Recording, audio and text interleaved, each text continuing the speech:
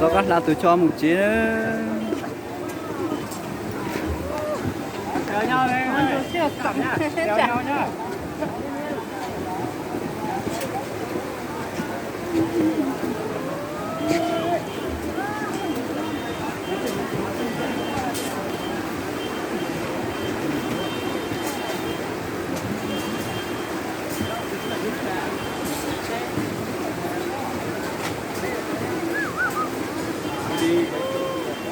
Chúng ta bờ nữa.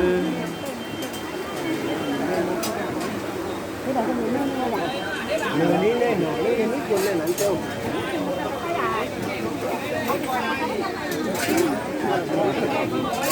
Sẽ bỏ chơi một mì thôi. Sao à, nhân là sao nữa, nhân là sao? Một chỉ một cho, một lâu thì sao chiều xuống sao nữa, sao nhân là sao nữa?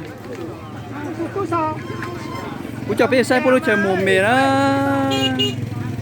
Có nhau tao vậy. Một tao. Bỏ chơi một mì, một bùa thì nữa.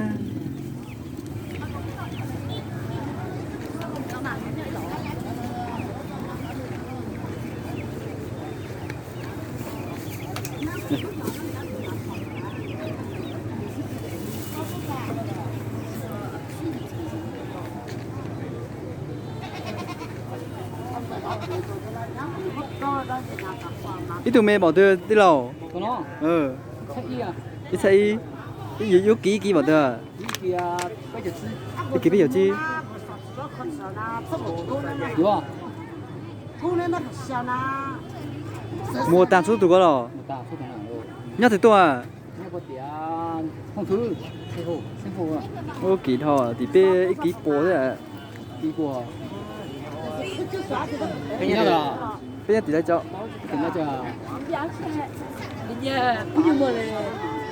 Cho tôi là. Cho tôi một tàn số tụi à. Lúc kỹ lần biết bây giờ chi rồi. Bây giờ chỉ là ta số à. Bây giờ chỉ là số.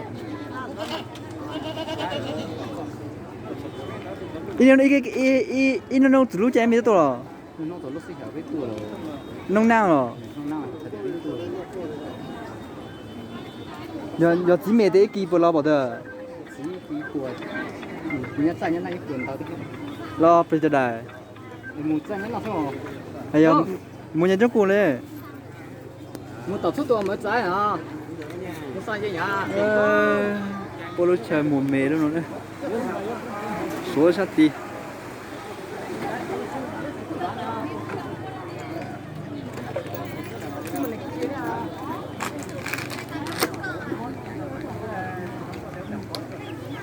Được thế nữa.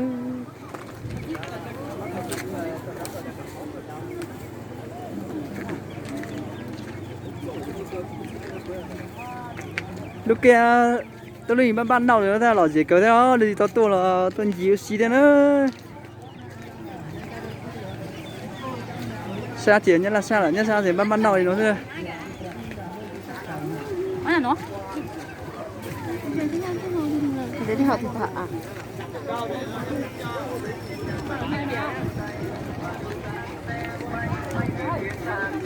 Áo thứ năm đây, hàng thanh lý công ty nay đem ra bán sổ có 25.000 một áo. Hàng cao cấp 101, 120 nay chỉ có 25.000, lớn nhỏ đủ màu đủ loại. Hàng bên trong nay bán có 25.000. Nhiều.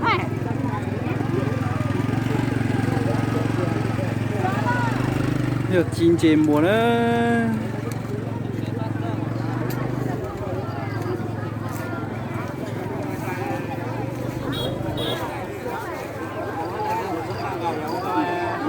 Tôi một sai một rau, một số tráng thôi dạng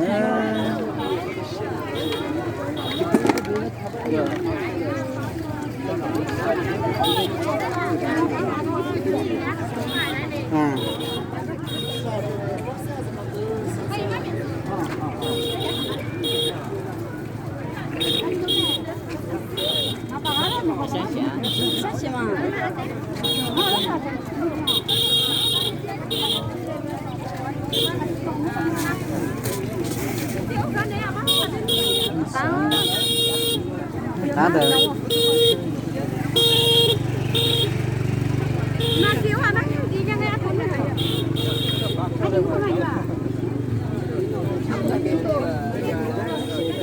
mua coi đi không gửi thôi nay chỉ có 25.000, lớn nhỏ đủ màu đủ sao nên là xa hàng hơn trăm nay bán có 25.000, nhanh tay lên quý vị ơi. đây thì một rau một số giả có rau thì ở ngã tụ mùa nữa nè chơi cô một có rau một rau nghe một trò lúc nó là lục chán đủ mà nói trong cờ có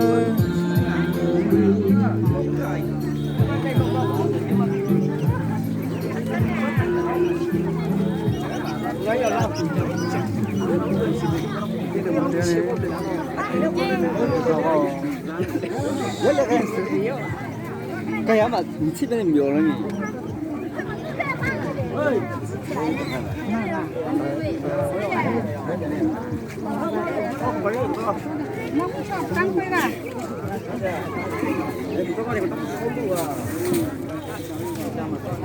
tụi nàng cũ nữa có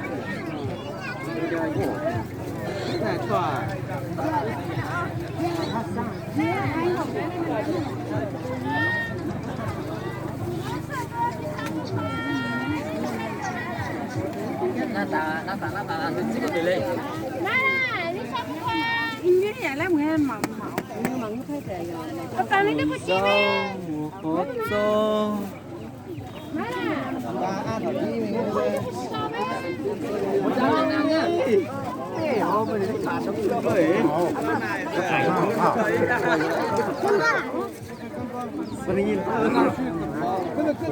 nó nổi đấy được cứ sẽ không vào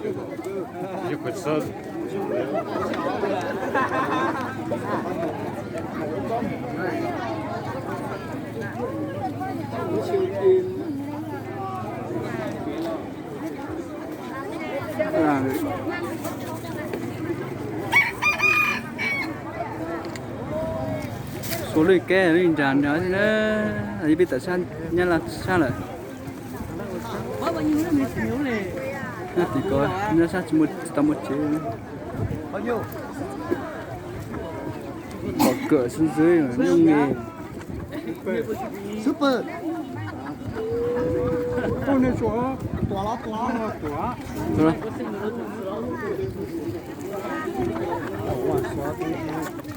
đây là gì thời cô một số chán số dài đây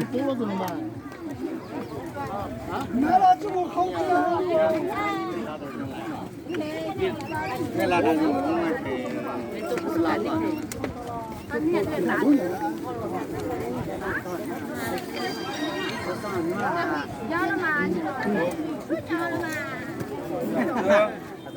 kia cho nhà phải gì kia chán bái rồi kia cái nhớ này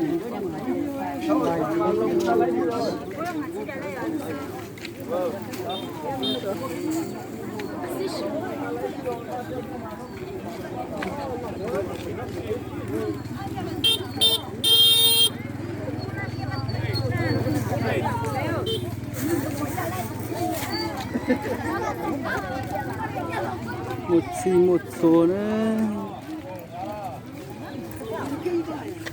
nó một sáu cuối một hở đấy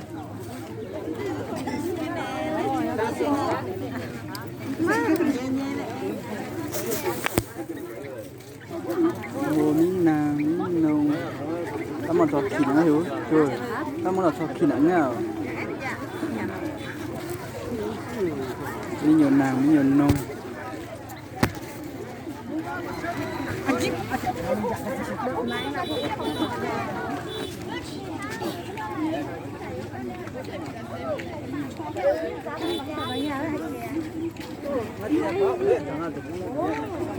trước kia thì cờ lý nổi đấy, một cái trong đầu mù.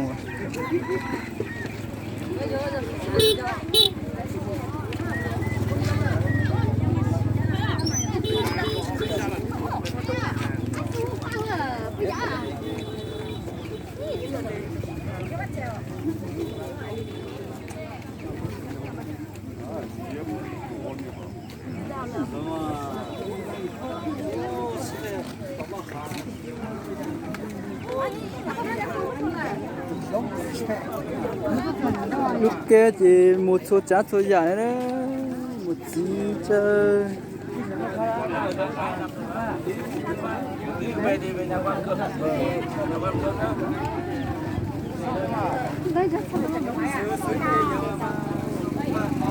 mua rồi mà tôi mua lúc kia to lúc kia trông chập lờ đấy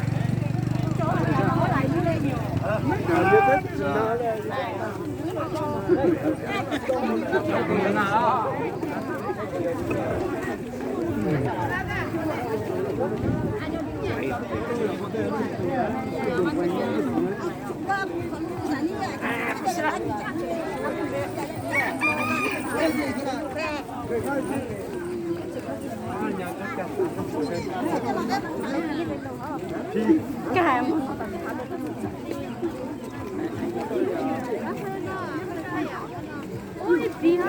bây giờ riêng không có nhiều quá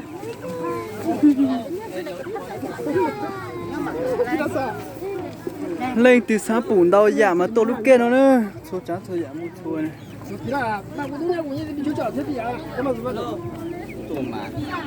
rất được pli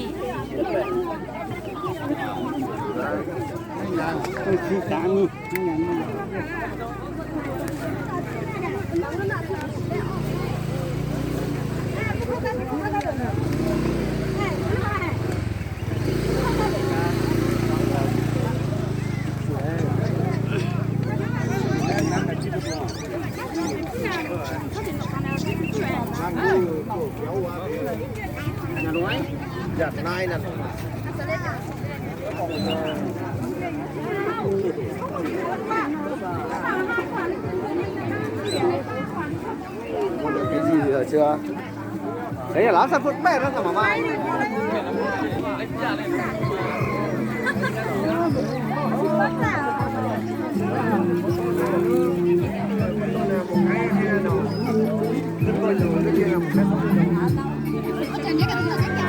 hả có tao muốn gì đi hả có tao muốn kìa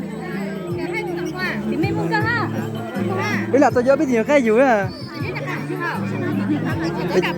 rồi để cho nó đi có vú là có con chó luôn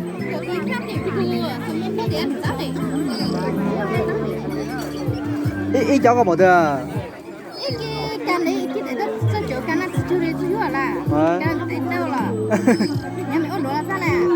nhớ chúng nó chỉ có nhất chế thôi à đi thảo biết luôn thì biết chỉ một nhiều cái này ít tuổi cậu đấy à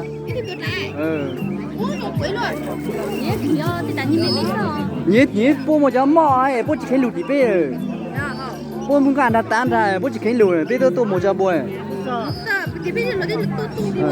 bố muốn gan tan lại bố chỉ khen cho nhiều cái lụt đặt bé bé hả bé vô bé tuổi thì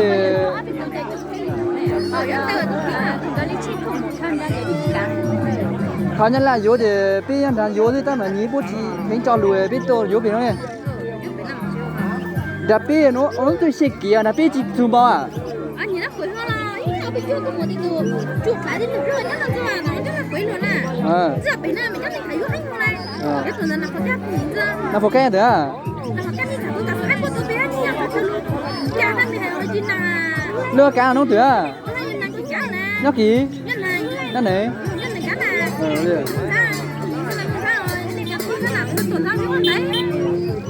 lấy nhau mua đi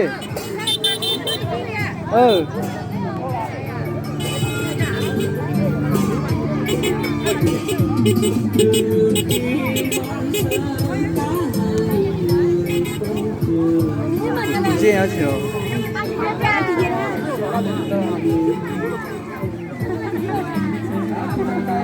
thanh lý công ty nay đem ra bán sổ có 25.000 một áo.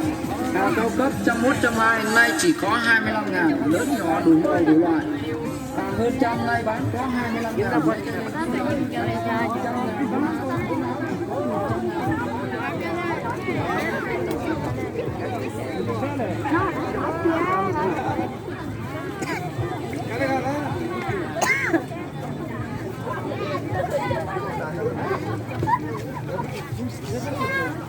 Đó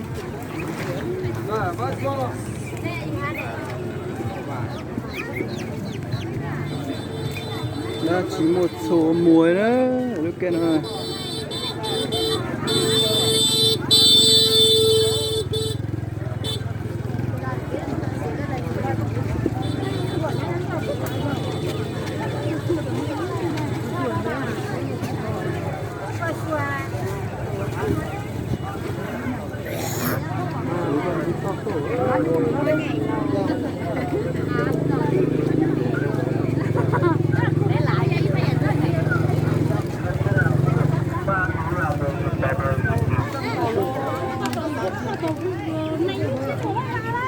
Ta chở vào một chở. 아까 저 뭘로 태도요? Một chở một số già đây là thế.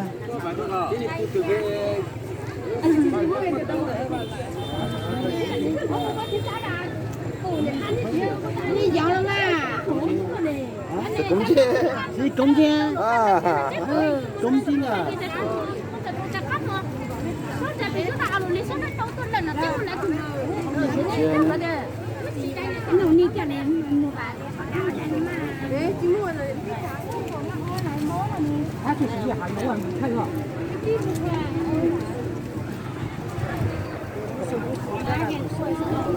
một chùa một số già. Có một tí cái bán nâu mà bị lá thế nữa, ta chỉ muốn lấy vô cần rồi. Ai bao giờ buộc tóc 10.000 luôn. Ai lấy cái gì thì lấy, ai thích nhặt tươi thì nhặt, nhặt thế nào cũng được, lựa thế nào cũng được, cứ 3 thứ là 10.000. Lên nó hài luôn nó mùng có 3 thứ luôn. 10.000 thì 3 thứ, mà 3 thứ thì chỉ có 10.000 cái nào. Tất cả vật mà tốt từ vật luôn. Cái gì 10.000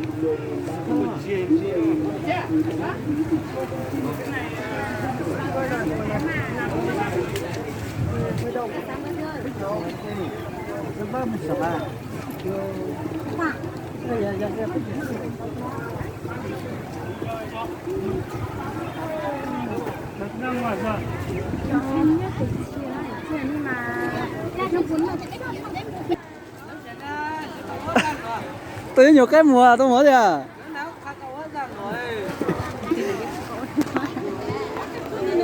Ô lỗ gì mà? Bác khách rồi. Hả? Bác khách rồi. Cho nó có vô lùa mùa. Nhưng mà Để cho biết sao chín nổi bây giờ mùa sao nữa? sao thế nào? Là mê mùa. Rồi các bạn nhé. Ờ. Út chầu chứ. Cái này mà ô thịt bốn cây này rồi là. Thì lần cái nó. Giờ có một muốn nổi ra của mua không có. Đây à. Có sớm mai gì bao? Bao. Ấy nhí có là nhau nó mua. Nên là thì là có Tết thầy hết ta. Hả? Sao chứ? Chơi hot của á? Nhưng sao thì mình mua tao đâu bò. Vì mà ta cứ con nát còn tại nó thế thì cứ phải vô ở này. Hả? Thì mà phải vô ở này. Cho nên thì bên nó chỉ dùng cơ cả là vô. Mình cho là thì vô mình phan à. Mình mua mình phá rồi à? Cái mùa đó phải phải vô đó. Ít kỳ mua đó. Cái bên nhà này mà xuất chờ đấy à. Chỉ chờ đấy kì. Chỉ chờ đấy kì. Hay là vô nè. Vô nó chờ đấy hát mà. À. Cho tao hùa. Nó chật là đấy hát rồi. Nó cho tao hùa. Bao nhiêu cái mà mua? Nó xong rồi đó. Đến bà nó mình chưa? Bao nhiêu to này? Hả? Hắn gì quá này. Mình chết gì à? Gì này. Mình gì? Mình gì à chị à? Đi một lứa lần chi á chứ. Gì sao này. Cái hôm chi nó đang muốn ta nhận chi này, cái nhận chi xác chỉnh, cái nhận chi một lứa ha này. Gì ra đấy một đúng rồi. Bị bê thì yếu cho cái một bề của giống chó, tao xin một bề của giống. À, sự cảm ơn, chạy ở lúa, sự cảm ơn, rất yếu cực. Chứ cứ à, thế mà yếu chỉ bao chó một chó gì thôi. Này cả biết gì làm à? Chó nhỏ gì? Gì? Đấy có lý gì? Dạ. Cả biết gì làm à? Chỉ ô chú gì cứ cơ, ô đã chú gì nhún chui này. Tôi tính là có sao à? Hả? Có sao à? Ô chú. mà giàu cái thứ quá tìm ôi mình sâu lắm kìa mấy cái mà thùng bố to à bố tán là chỉ khiến tôi nè có sự kiến tôi đấy ôi chỉ khiến nhiều cho nhiều cái lùi bây giờ tôi yếu này giờ bố khiến lùi bây giờ nhất là lên tí một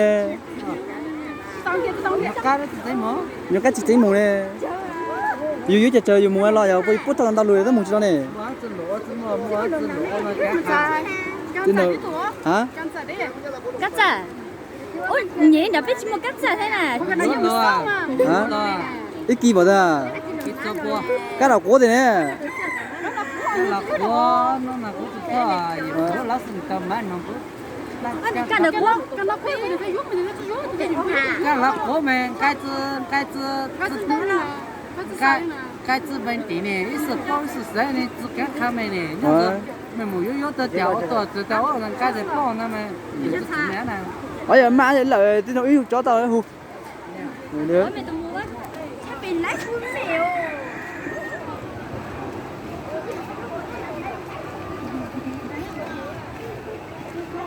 thôi nhá chỉ vô tiền ngàn nhá tỷ gì đó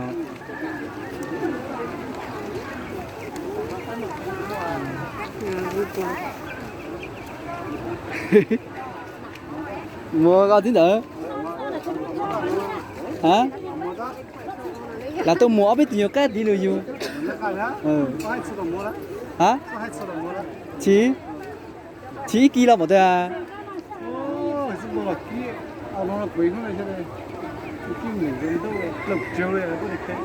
cái kỳ đó chờ tí nữa tí nữa chó tao lại hú sai bộ chó tao à chỉ tao chỉ một chó này có thế đi là ra có gì chân nó đi có là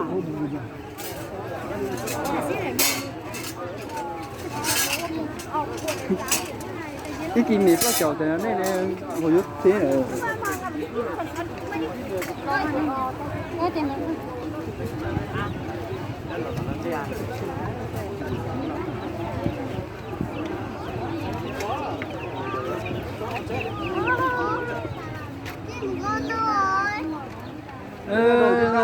tôi kể món đa là chế nữa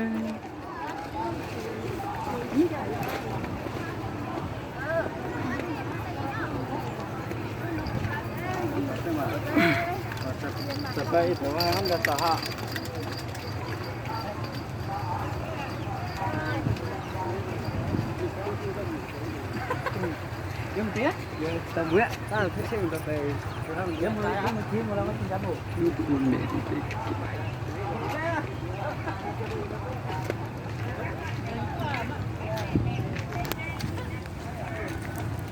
trong sạp lờ nữa lúc kia nó mà trong thịt tơ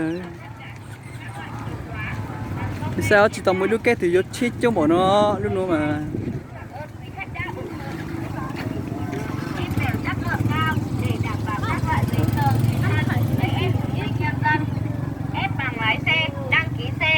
giấy khai sinh, ép bìa đỏ, ép bảo hiểm. chứ tao tiền son chưa giờ tao tiền này. Ép bền đệt, lấy ngay, làm chìa khóa. Chúng tôi là chìa khóa nhà, khóa tủ, có ô tô, có xe máy, và các loại chìa khóa.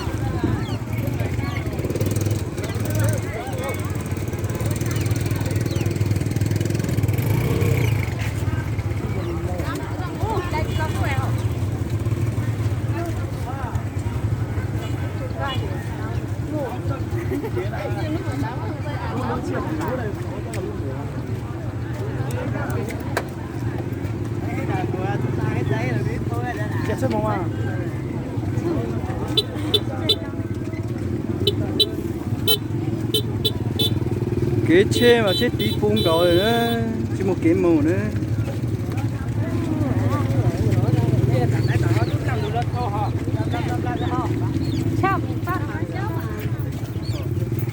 cái mà chung thịt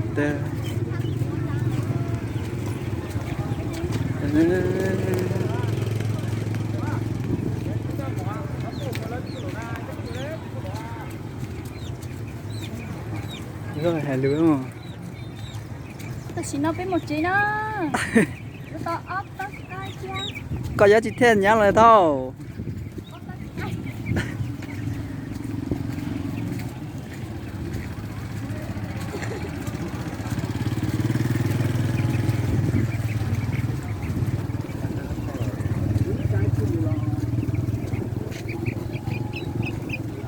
có cho other cái tại bỏ tới nhà mình nhiều lắm đâu ta ốp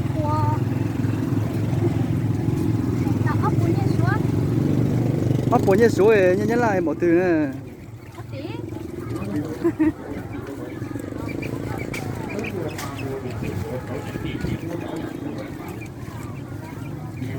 số lô kè tí nữa anh chỉ biết được từ tích xa nữa một từ kế ra một đặt xe chứ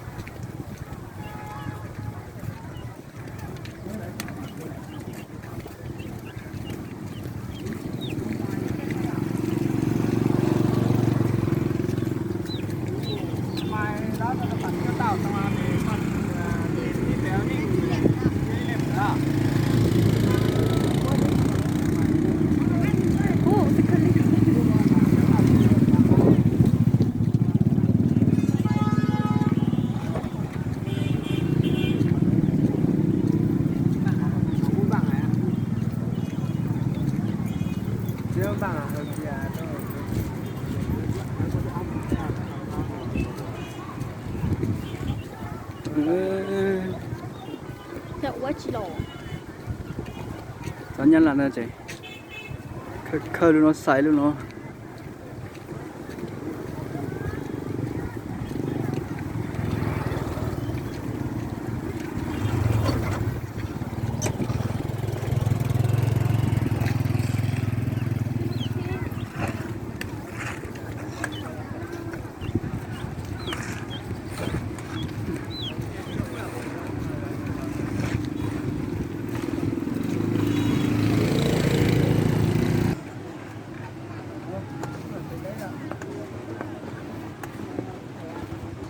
mất thao tập rồi đây